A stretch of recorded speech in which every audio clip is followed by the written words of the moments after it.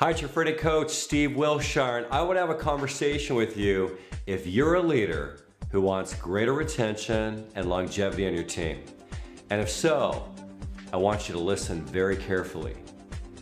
What is it about leaders that are able to evoke the best in others? What is it about a leader that compels others to follow them? What are their attributes? How do they make others feel? What do they offer that continually keeps others coming back to them? What's their belief about the human potential? Do they see the potentiality in others? What do they exude that attracts others to that? I have many conversations with leaders throughout the year about what they want and the distance in between what they want and what they're achieving. And I'll say things like, what do you ideally want to achieve in your business? Where's your business now? And then I'll ask, where do you feel challenged? And I'll hear, I need to recruit sharper people. My reps don't want to work. The economy has really challenged my team. Then I ask them, what if you could take your average and above average reps, you know, the 50, 60, 70 percentile reps, to the level in their business where they were selling $3, $4, $5, $7, $8,000 a month. Imagine that. Reps who are coachable, committed, eager, thirsty for time, thirsty for your knowledge. What would that be worth? And then after I ask that question, they get all excited about the concepts, and then the conversation begins to unfold. And then I realize that most leaders really think the problem is outside of them, and what they're doing is exactly fine. I mean, I'll hear responses as the conversation continues to unfold. They should just get it. Our training's enough. People are so lazy. People just don't want to work hard. And then I'm thinking, oh no, that must be your first shift. The problem isn't outside of you. It's not the economy, or it's not your company. It's not your reps, it's you. And if you really want to have success, there's only one answer. You have to think, act, and have faith like the top 10% in your class, because it doesn't matter what industry we're in. The top 10% in your class will always succeed. And they're always going to be the catalyst for change in the world. So, what is the inner game strategy? What do I call that? The inner game strategy. What is the inner game strategy of an empowering, leveraged leader? What is empowering leadership? You know, empowering leadership is exactly where you want to play.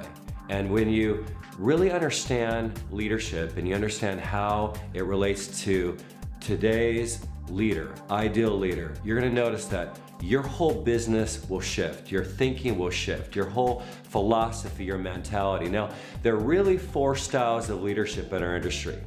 And most of us naturally fall into one of these 3 categories until we evolve. Now let's talk about the cheerleader. Words that describe the cheerleader. Well, enthusiastic, freedom fighters, fun, creative, caring, connectors, inspirational, joyful. They're spontaneous, they're talkative, they're even attention deficit. Personal business usually comes natural to them. They can book, they can sell because they're fun, they're entertaining. They love the whole different structures and different environments, and others love to follow them because of their energy, their joy. Now here are their challenges. They don't know exactly how they've arrived at their success. Most often, not duplicable. Why? Because they're connectors. They prefer to wing it. Planning or breaking down processes is excruciatingly painful for them. However, it's very healthy. Now, cheerleaders usually lack listening, constancy, and focus. What is their greatest fear? I really don't know what I'm doing. I feel like a fraud. And I'll tell you why, because it's hard to duplicate connection. They're just naturally great connectors.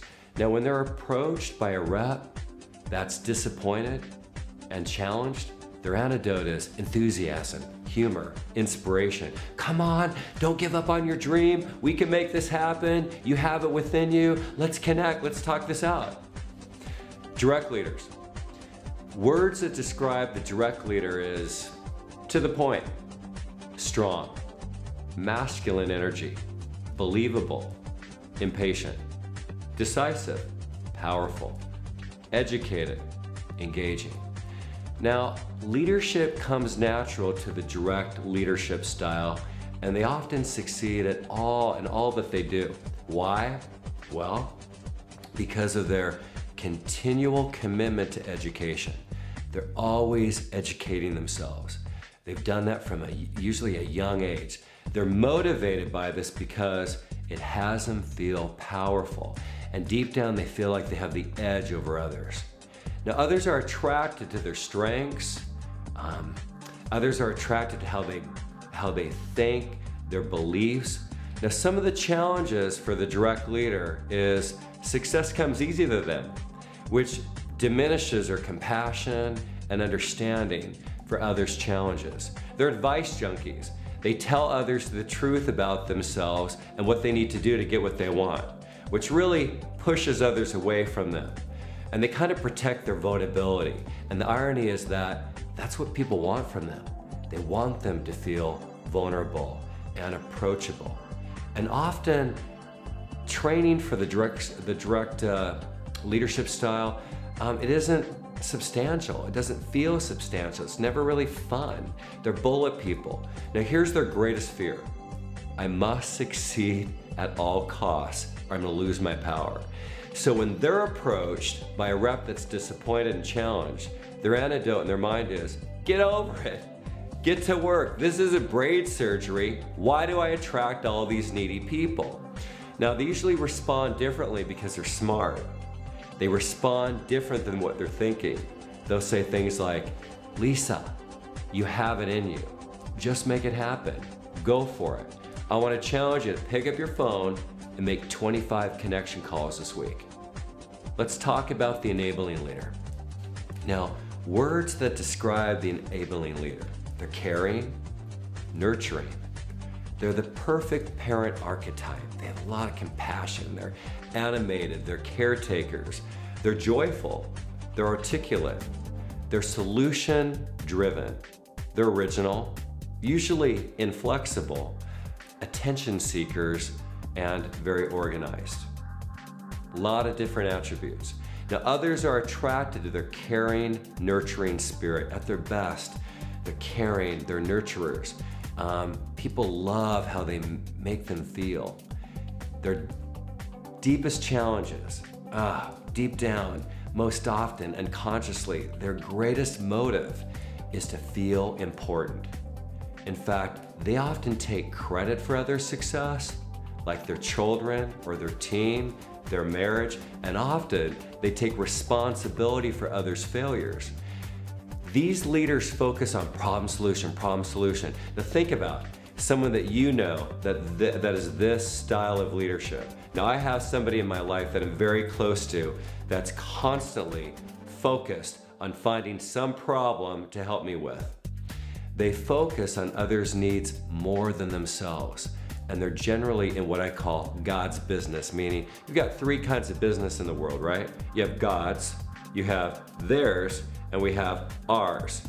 And this style needs to learn to be in their business, their thinking, their reality, their disposition, their choices. They usually don't give a lot of breathing room to others to learn. They don't allow people to learn their lessons and develop on their own because they're really focused on that person's choice affecting them. Their greatest fear, I really have no worth. If I don't succeed, it's all my fault. Now, when they're approached by a rep that's disappointed and challenged, their antidote is often, we can fix this. I can help you. You're not alone. They usually respond by saying, Lisa, we can turn this around. I'll help you. Have you thought of this? Have you tried this? Have you tried that? Let's get together. Let's talk it out. Okay, I bet many of you are thinking, oh my gosh, I so don't want to be like that.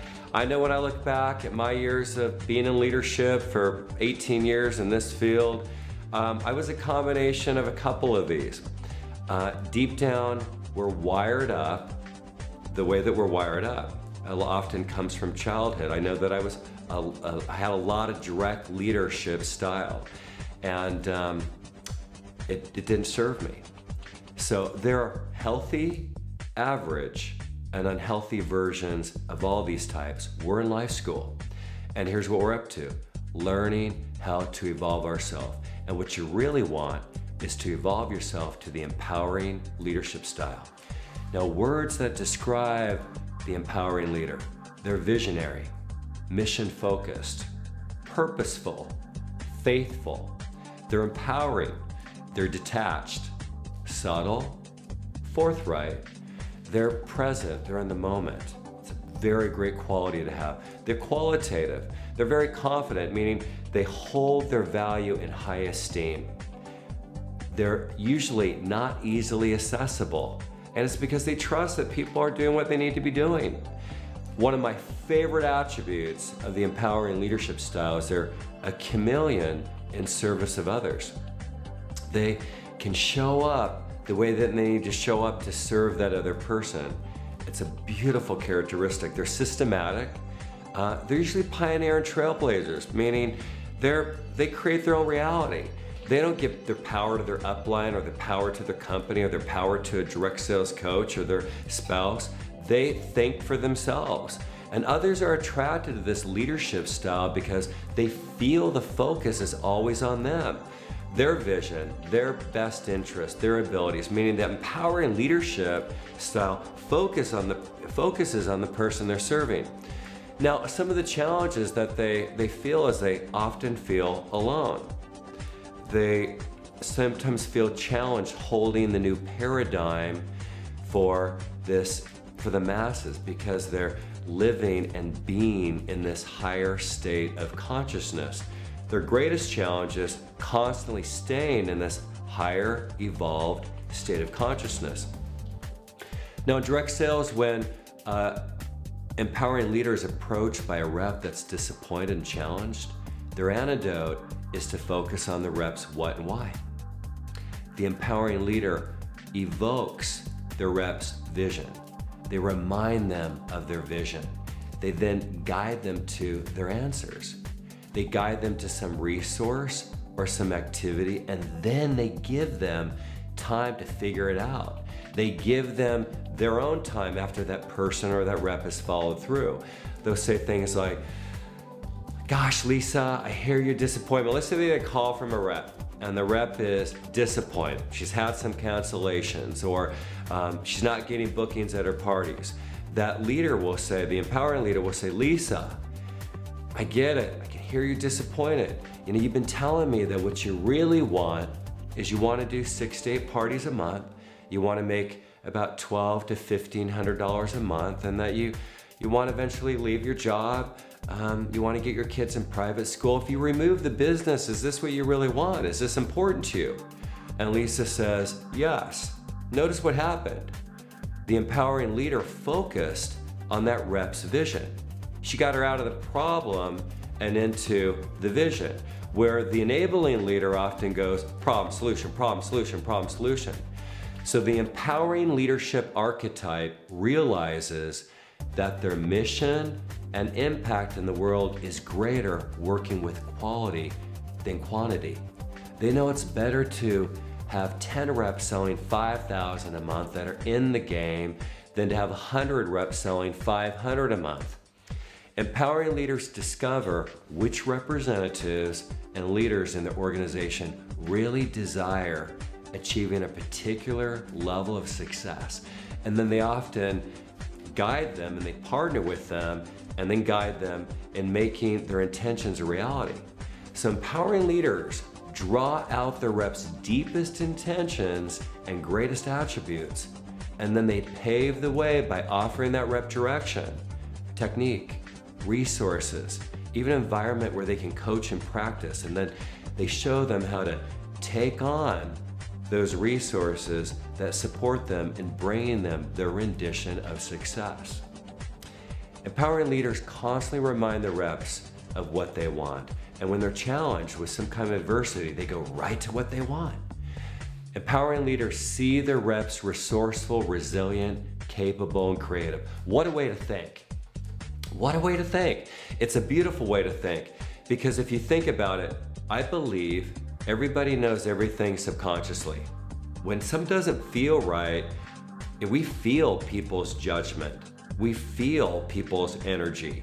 You know, the empowering leader sees people at their best. I'm thinking of a couple of clients that are in my protege program, one of which is, her name is Susan Towery.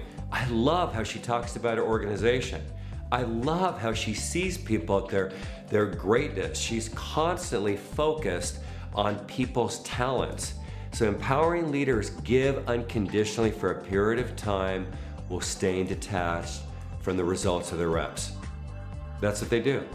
They're looking for the people that want to move, shake, rattle, and roll, that they feel they can partner with and coach them to be successful. They leverage their time by creating activities for groups to show up, like extraordinary opportunity events or an extraordinary meeting or an extraordinary conference call. But the people that get their time are the ones that really want to partner with that empowering leader to make their dream a reality. Now, the heart of empowering leadership is believing that each person is on their own divine path and allowing others to learn their own lessons through life's experiences. So, how about practicing the empowering leadership style for the next 30 days and having exhilarating conversations that leave others inspired and ready to take action? I have a complimentary program for you, for all of you that are leaders. It's called Rev Up Your Group Sales through Connection Calls. And it's a program on how to effectively reach out to your team members to connect, build relationships, evoke their what and why, and then lead them to an activity or a resource to explode your business. You'll actually practice leverage. You'll practice inspiration. So it's simple, it's free. I want to invite you to go to my site, www.lifelinecoaches.com, and look for the VIP program on the top right-hand side of that website. Enter your email address, and you'll immediately receive access to Rev Up Your Group Sales through Connection Calls. Okay, it's a document. And I have a challenge for you. I want you to visit my Facebook business page, Steve Wiltshire, Lifeline Coaching Education, and share your takeaways from my training. Each week, we place everyone that shares their takeaways into drawings for Lifeline products. More importantly, by writing your message, whatever that is, your comment, you're an inspiration of hope to other representatives who want to build their business. So, thank you for the opportunity to serve you, do what I love to do, and I'm wishing you well. Love and success.